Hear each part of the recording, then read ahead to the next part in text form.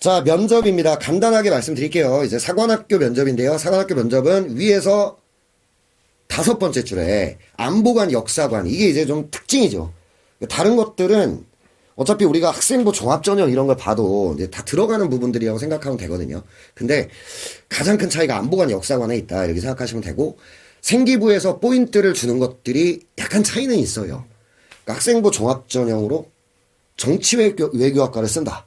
그럼 아무래도 전문가를 뽑지 않겠습니까? 그렇죠. 예, 정치외교학과 관련 학습 활동이나 이런 게 학생부 종합전형에서 중요하게 작용을 할 텐데, 이게 아무래도 사관학교 경찰대는 뭐 리더 활동이라든가 봉사 활동, 그러니까 내가 이 꿈을 얼마나 오래 꾸어왔는가, 이런 쪽에 학생부의 포인트가 맞춰집니다. 이런 거를 좀 생각하시면 되고요. 안보관, 역사관, 이건 사관학교에서 좀 중요하게 생각을 해주셔야 한다. 이 정도가 될 것 같아요.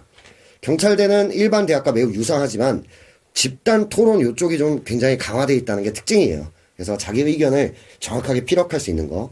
그 다음에 사회 이슈라고 하죠. 일반적인 사회 이슈들에 대해서 좀 폭넓게 생각해보고 가야 돼요. 내가 아무것도 모르는데 어떤 주제에 대해서 군 가산점에 대해 아무것도 모르는데 토론을 해라. 못하잖아요.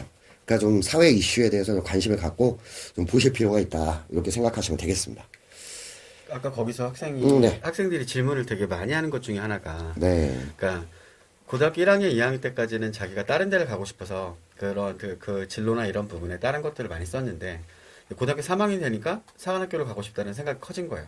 그래서 이제 그 진로에다가 사관학교를 쓰게 되는데, 학생들이 많이 하는 질문 중에 하나가, 그렇게 하다가 마지막에, 그러니까 진로에서 그 1학년, 2학년 때는 사관학교 쪽으로 쓰지 않았다가 마지막에 썼을 때 불이익이 얼만큼 크냐라는 거에 대한 질문을 되게 많이 하는 편이죠. 거기에서 네. 얘기 좀 하고 넘어가도 괜찮을 것 같은데. 네, 뭐 그거는 뭐 사실 이제 면접 준비할 때 자세하게 우리가 얘기를 또 하겠지만, 아무래도 그렇게 바뀐 경우는 바뀌게 된 이유에 대해 명확해야 돼요.